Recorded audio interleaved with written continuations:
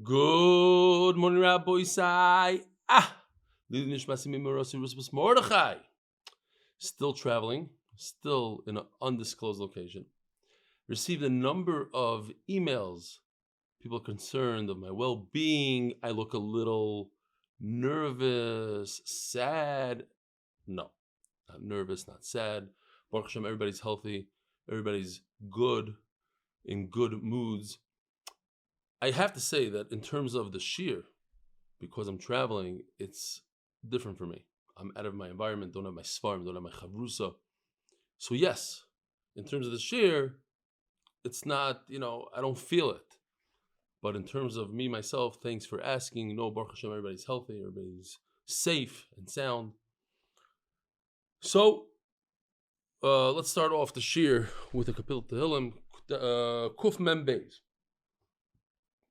Maskil David bioisoi v'amaros filo koili eladinoi zok koili eladinoi eschanon eshpoich lefanov sichi tzorosi lefanov agid besatei falai ruchi vato yodaten esivosi baruch zu aleich tamnu fachli habeit yomin urei ve'ein li makir ovad monois mimeni ein duration nafshi זועקתי אליך אדוני, אמרתי אתה מחסי חלקי בארץ החיים, הקשיב על רינוסי כדי לא יסמיעוד, הצילני מרויטפי, כי אומצו ממני, הוציאה ממזגן נפשי לא ידויס שמך, ויחתיר צדיקים, כי סגמו, אלוהי, אחינו כל בית ישראל, הנצורים בצור ושביו, העומדים בין ביום ובין ביבשו, המוקים ירחם עליהם, ויוצאים מצור לבוכם, אפילו אירו משוב לגאולו, for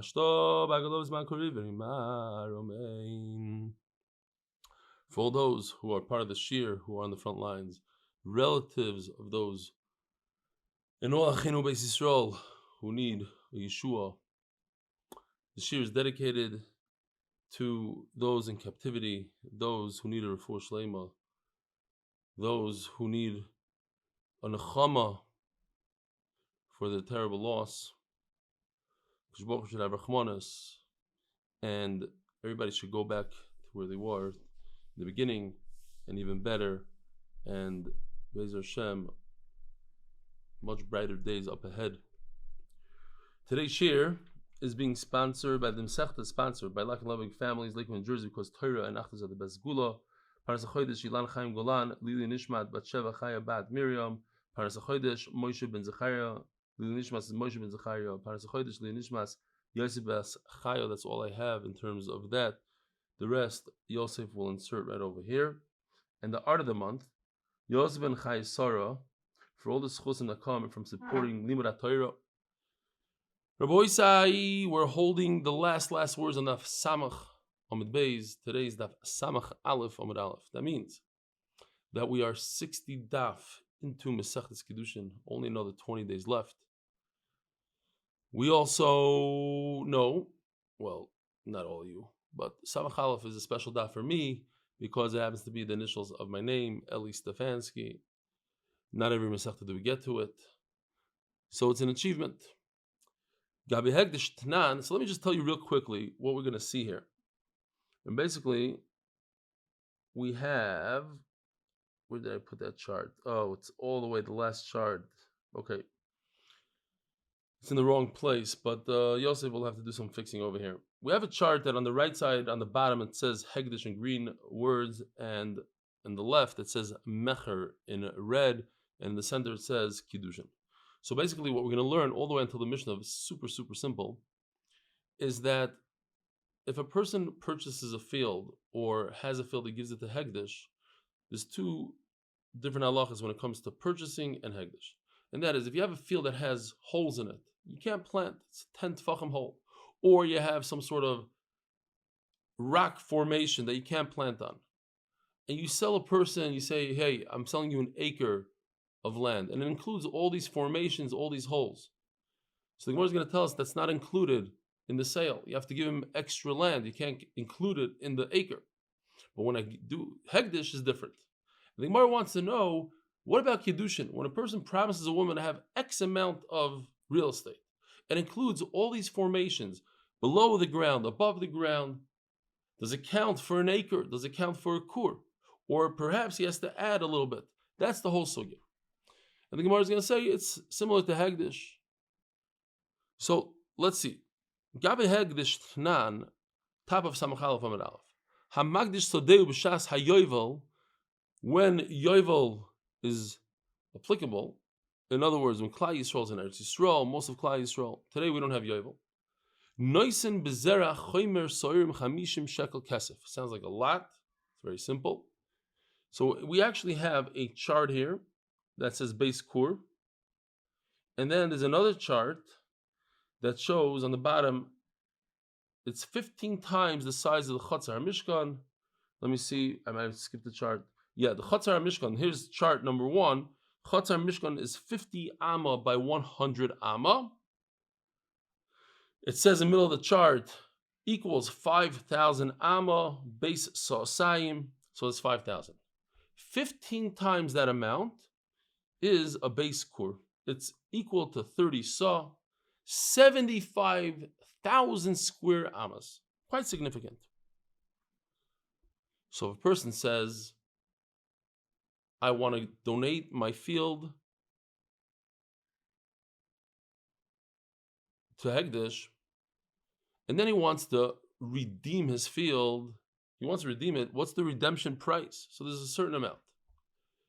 There's that he plants, a chomer so'irim, if he can plant a chomer of so'irim, a kur of so'irim, of barley, so it's 50 shekel. So in other words, a shekel a year, basically you prorate it, however many years you have left. If you have 10 years left, so you pay Hegdish 10 shekel. Now, 2 lines down. What if this field is not flat? It has ditches that are 10 tfachim deep, or rock formations that are 10 tfachim tall. You can't plant on either of those. That's not how you count the kur. Anything less, then it's bottled to the karka, and that's how you count it. We ask, you're right, it's not part of the kur, but a person donated this, so why don't we count it within itself? And you'll say, well, because it's not a whole kur, it's not chashav, and that's not true. We're going to see that every measurement is chashav. So just because it's its own formation within a field that you gave to Hegdish doesn't mean that it should be its own. It should have some sort of kedusha. You can't ignore the fact that he was makdish it. It says in the pasuk Ve'eminu Sadei Sedei Mata Meloyma. Why does it say Sedei? Lefisha it's extra. Lefisha Nemar Zer Chaim Sorim B'Chamishim Ein Le'elo Shikdish Binyan Azeh. Maybe it has to be exactly a kur. Menal Rabbis Lesech. How do you know a half a kur? V'chatzi lesech, and a quarter of a kur. Saw is a 30th of the kur. Tarkav is a half of a saw, so it's a 60th. V'chatzi tarkav, 1/20th of a kur. V'afilu roivak minayin. How do you know a quarter of a kav? In other words, any size field. How do you know that you can be makdishet? Tamaloymar sidei mikol makayim. So that if so, how come if you have a rock formation, it doesn't have its own kedusha? Or marmar. We're talking about a ditch in the ground that you can't plant in it. Why? Because it's full of water. That's what we're talking about. I don't know if I said this joke, but it's time to start getting out of this. Not really. I mean, we're deep into it, but I need to get out of it. It's possible I said this literally 2 weeks ago. I remember I wanted to, but I don't know. It just didn't happen then, and maybe I said it afterwards. But I'll go upon him. I'll say it again. It wasn't that funny. If I said it then, I don't remember anybody laughing, so maybe that's why I don't remember. I'll go upon him. There was a guy that was walking in the desert, and he was looking for water. And he comes upon a ditch in the desert. And he's not sure. He looks in, and he doesn't see any water. So he doesn't know what to do. So he sees a giant rock. So he goes and he takes the rock, and it's very difficult for him, and he keeps on rolling it. Finally, he pushes it into the pit. He listens. All of a sudden, as he's listening for the water, he sees a giant camel running, jumps into the pit. A few moments later, a Bedouin comes by. He says, "Hey, did you by any chance see my camel?" He says, "I don't know if it's your camel, but I did see a camel run, and jump into the pit." The Bedouin says, "Oh, that's impossible. That's impossible because my camel was tied to a giant rock." Ha ha ha. Okay, Zok the Gemara. Over here we're talking about a pit that actually had water, and therefore you can't sow it, you can't use it as a field, and Memela, it's not included together with the field. Yeah, I'll prove it to you. Diktani, do me the slime givayim, because you have the ditches in the ground and you have the rock formations on top, just like the rock formations, you can't plant anything on top. Your tractor doesn't go over it, and it's not part of the field. So too the ditches. Says Gemara, so if you have a dish that's, let's say, 7 tfachim, it should also not be included. Says Gemara, Hanu nagni da'arin mikru, shidru da'arin mikru. These are all parts. They're little puddles in the ground. They're little ditch, not a real ditch. A ditch is separate. Every field is going to have your ups and your downs, a little bump here, a little puddle there, but they're all included. They're all bottled to the field. Something more significant is not bottled. Says the Gemara, okay, so we just figured out hegdish. What about sale? I sell you a field and it has a ditch in it. I sell you a field and it has a rock formation. Zog the Gemara.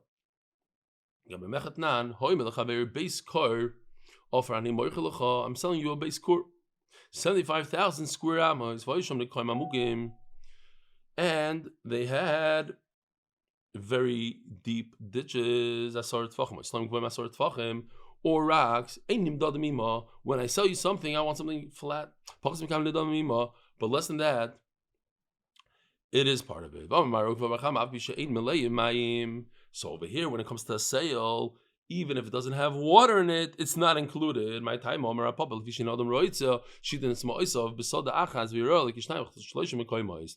since I can't take my tractor and plow the entire field in one shot, I have to get it off the tractor, lift my tractor up, put it on top of the rock formation, and continue. It's not one field. I wanted one flat field like they have in Iowa. Nice flat stuff. I thought you're going to sell me 75,000 square amos that's flat, not with a bunch of formations that are impossible to take care of in one shot. Says the Gemara, and finally we're up to the question, Hachamai. What about when it comes to Kiddushin? We're literally 4 lines before the Mishnah. When a person promises his kala that he has 75,000 square amos of land, does he mean with ditches or without ditches? Because if it's with ditches, maybe he has to add, and he has to do 76,000 amma worth of land because he has a bunch of ditches in his land. Can't include them. Or perhaps it's like hegdish, that if you could plant in it, it doesn't have water, it's not filled with water, it's considered part of the land. Says Gemara, I'm going to say that's similar to hegdish, and therefore, if it's not filled with water, it's considered part of the land. Why? Why do you want me to have 75,000 square amma? Because you want to be sure that I have decent parnasa, that I'm going to provide for you. Don't worry about it. I'll provide. You're worried about my tractor going up to the second level? I'll get the tractor up there. I'll take care of business as long as I can bring home and provide for you. You shouldn't have an issue with this. And memela, the Kiddushin is Kiddushin. Rabbi Isai, we're talking about a very, very famous concept called Tanai Kafel. When you make a condition with someone, let's say you borrow my esrig for Natilas Lulav and esrig, so it's appropriate for me to make a condition, and I say, I'm giving this to you, matana al manas lahachzir, on condition you give it back to me. And I should add, and if you don't give it back to me, then it's not a matana. Because, yes, we are very smart, and when I say yes, you understand that the opposite of it is no. But perhaps you have to be definitive, I don't know if that's the word, you have to be very clear in what you say. You have to say, I'm making a condition, I will do X, Y, Z if you do that, and if you don't do it, I won't do X, Y, Z. It's not self-explanatory. Says the Heilige Mishnah, any t'nai, she'enoi kitnai b'nei Gad u'b'nei Ruven, enoi t'nai. We learn this from the condition that Moshe Rabbeinu made with Bnei Gad and Bnei Reuven. Bnei Gad and Bnei Reuven told Moshe Rabbeinu, we don't want to go into Eretz Yisrael. We want to be in Gilad. We have a lot of sheep, a lot of cattle. We want good, lush grass. So he went to Yisrael. Baruch Hu says, fine. If Bnei Gad and Bnei Reuven will fight the war to conquer Eretz Yisrael, then they get Gilad. And if they don't fight the war, then they won't get Gilad. What's this extra? And if they won't? It should be obvious. If they fight the war, then they'll get Gilad. You and I would understand. And if they don't fight the war, they don't get. No. When you make a Tanai, you have to double up the Lashon. So, in those psukim, Rashi brings down, and we have a chart for it. I don't see it here, but maybe we'll put it on later. There are other conditions that you see from Tanai B'nei Gad B'nei Reuven, what Moshe Rabbeinu said.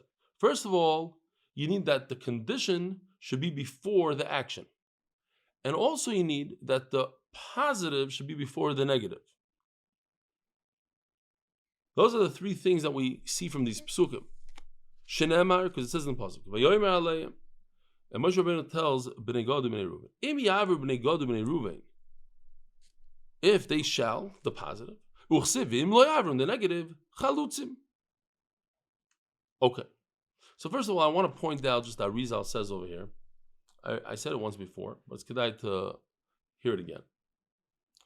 The Rizal says that Reuven was born from an impure thought of Yaakov Avinu. Yaakov Avinu thought that he's with Rochel the first night. But in fact, it was Leah. And we know that's a problem to think about another wife, about another woman. It was impure. Says the Rizal the same thing by God. God, Yaakov Avinu thought it was Leah, in fact it was Bilhah. And half of Shevet Menashe has a half impurity because it came from the marriage of, or I should say the relationship of Dinah and Shechem. So it's half impure. Says the Arizal, HaKadosh Baruch Hu didn't want to give, it's unbelievable Arizal, HaKadosh Baruch Hu didn't want to give Reuven, God, and half of Menashe, didn't want to give them a part in Eretz Yisrael because they weren't pure like that. To even say it, Arizal says it. And therefore, HaKadosh Baruch Hu, instead of telling them, oh, you don't get, he made it in a way that they should desire not to go into Eretz Yisrael. That was their Ratzon. They came from them. They didn't want to go. They wanted Gilad. Unbelievable. Reb Elchanan ben Gamliel So Reb Elchanan argues not on the three conditions that we have in Tanai B'nei Gad B'nei Reuven, but on the Tanai Kafel. That you have to repeat yourself and say the negative after you say the positive. Or that you have to say two things, negative and positive. No, the Torah had to say it that way. Why? Because if not so, yesh b'mashma shafilu be'eretz knan lo yinchalu. Because if you think about it, Reuven and Gad and Half and Menashe didn't want Eretz Yisrael.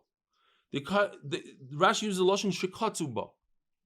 They didn't like it. They didn't want it. They showed it a displeasure in Eretz Yisrael. They didn't want it. So you think they shouldn't even get Eretz Yisrael. If they didn't go to war, they shouldn't get anything. And in Mela, the Torah is saying no. They do get. If they didn't go to war, they won't get killed, but they'll get their portion in Eretz Yisrael. Happens to be that there are only two mitzvahs in the Torah that you do with your entire body. That is, mitzvah sukkah, you go with your entire body into the sukkah, and Yishuv Eretz Yisrael, which we're talking about here, which is yon in the Yoma because it's so difficult. HaKadosh Baruch Hu makes it hard. Eretz Yisrael nikas be surim. It's not pashut. Somebody yelled at me.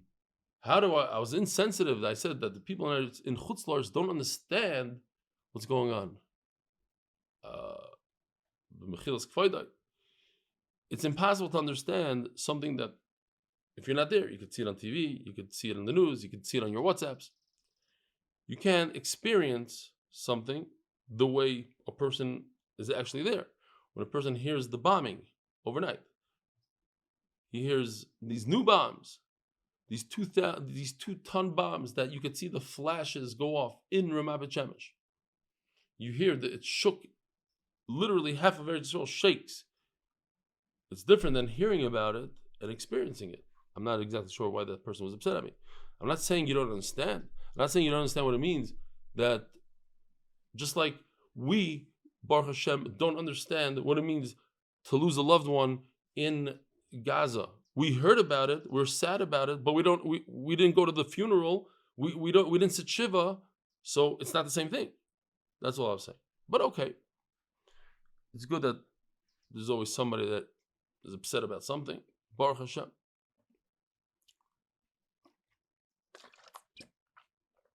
Says in Gemara, how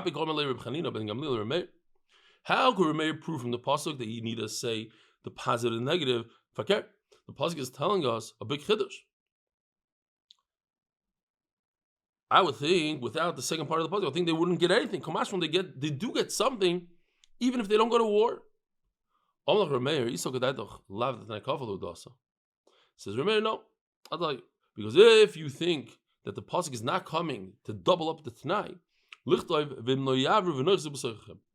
and just say, and if you don't go to war, what's Be'eretz Canaan? The extra words Be'eretz Canaan, Lamali. Okay, Rebbe says we have extra wording here. It's for the Tnai Kafel. For all those in need of Refuah Shlema, Amen, and innovations in honor of my uncle Reb Elchanan Pressman, and as a schos for a year filled with mazel, bracha, hatzlocha, and parnasa berevach for all of the MDY family. Reb Elchanan Pressman, Eli Stefansky, Beretz Canaan. Reb Elchanan says it's not extra. Beretz Gilad. Maybe means in the land of Gilad, that they'll get a portion equal to whatever portion all of Klal Yisrael gets in Gilad, 1/12, but they shouldn't get the whole thing. Avleretz Canaan Klal Loy. You think that Bnei Gad, Bnei Reuven, Chatz Menashe should divide Gilad with everybody equally, but in Eretz Yisrael they don't get anything. Come on, you still need the pasuk not for Tnai Kafel, just to tell us how it should really work. Meir b'soichem. What is b'soichem? Within in the midst of you. Everywhere. Gilad, Eretz Canaan. Oh, so now the Gemara brings a mashal, a brisa. This is a brisa. We have to see how to reconcile this brisa with our Mishnah. Let me give you an example. There's a person who divided all his belongings, Yerusha, to all his sons. He has 3 sons. The 3 sons represent Klal Yisrael and Bnei Gad and Bnei Reuven. Omar Ploni b'ni Yirash Sada Plonis. Uploni b'ni Yirash Sada Plonis. These sons are going to inherit these fields. That's a mashal Eretz Yisrael. Uploni b'ni Ite Mosayim Zuz. And the other one, Reuven, is going to give 200 zuz. He's going to go to war. V'yirash Sada Plonis. And he'll get a different field. He'll get Gilad. And if he doesn't give, here's what's important.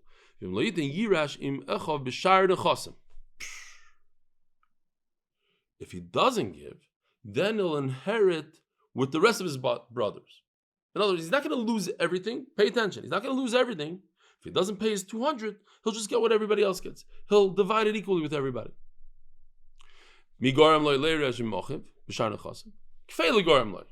Because he repeated himself, the father, so that enabled the 3rd son, not instead of getting 0, he gets together with his brothers. As the Gemara of Eloidami and Mashal Masnisa. But wait a minute, it doesn't line up. This Mashal doesn't line up with our Mishnah. To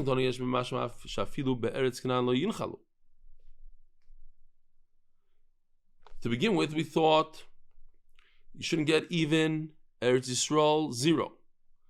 Alma kfeila Eretz Gilad nami mahani.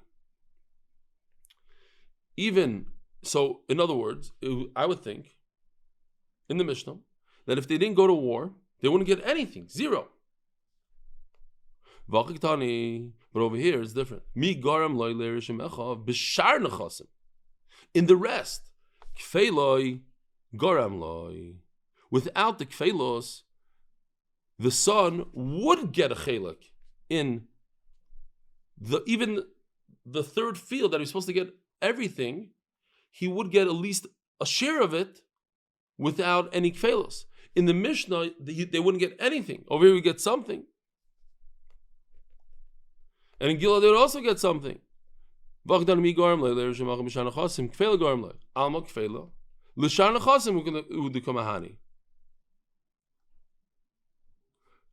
we never had a havamina that this son, if he doesn't pay his 200 zuz, shouldn't get anything. He gets something. Says Gemara like Hashio. So all the Gemara is going to do is, you're right. The Mishnah seems like he doesn't get anything, but that was in the beginning. But then afterwards, when Reb Meir had a discussion with Reb Chanina, so it came out, no, that we never had a havamina that they shouldn't get anything. They were supposed to get something. Ha mikamei the name of Reb Meir b'noichzu. In the beginning of the Mishnah, we understood they shouldn't get anything. But after Reb Meir tells Reb Chanina that in order to lose everything, it's enough just to say v'noichzu b'soichem. You don't have to say. Remember, Reb Meir said, "Why do you have to say Eretz Canaan?" And on that, Reb Chanina told him that if we just say v'noichzu, we think that they get Gilad. Oh, so over here already, Reb Chanina is saying they would get something. So that adds up exactly to our mashal. In the mashal, the other brother, if he doesn't pay, you'd get at least something. And that's what Reb Chanina was saying. That if it wouldn't say v'noichzu, I would think that they get just Gilad. And that lines up beautifully with the mashal. Says the Gemara, very, very simple. The Gemara is going to do now, and also into tomorrow, the Gemara is going to take all the examples of the Torah, that the Torah doubles up the Lashon. It says, if you do this, this will happen. And if you don't do this, this will happen. So why a double Lashon?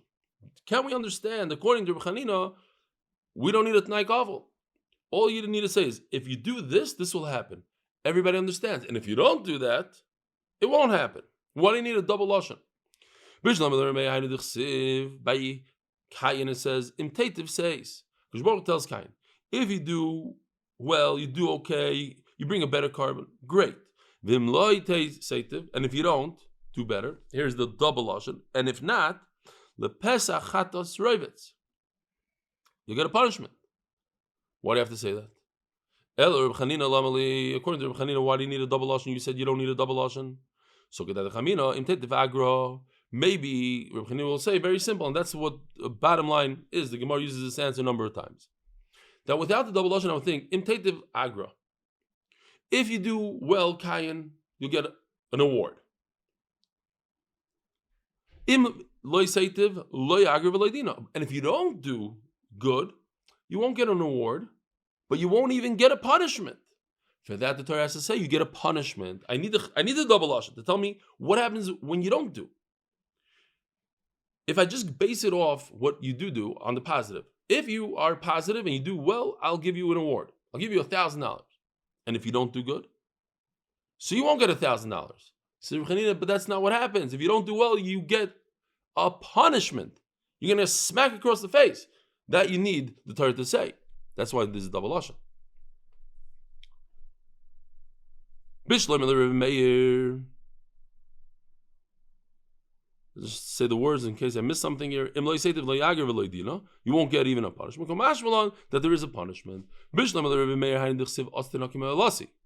by Eliezer, Avram was mashbim that he's going to bring a wife for Yitzchak from his family, and he said a double Lashon. So according to Reb Meir, you need a double Lashon. And if the girl doesn't want to come with you, then there's no shvuah. Why do you double up the Lashon Isrech?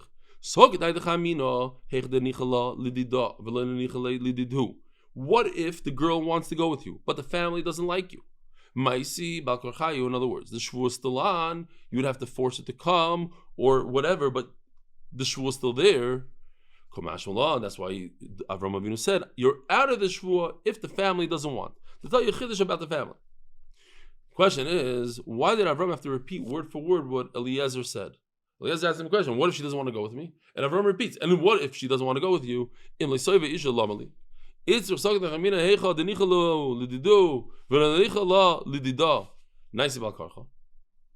think where the family wants, the opposite of what we said before, the family thinks it's a great shidduch, but the girl herself doesn't think it's a good shidduch. We shouldn't listen to her, we should force her to marry Yitzchak, or at least you're not out of Yeshua. Kamash Malan. No, both. The girl and the family have to agree, and if not, you're out of the Shvuah, don't worry about it. Come home. HaKadosh Baruch says, if you do my rules, my laws, then you'll get a bracha. And if you despise my rules, then you'll get a punishment. Why do you need to double up? So the Gemara is going to say the same thing as we said before. If you do well, you get a bracha. And if you despise my rules, parav, nothing. You're not going to get a punishment. Of course, you're not going to get a reward for not doing anything, but you're not going to get a punishment. No, you're going to get a punishment, says the Gemara.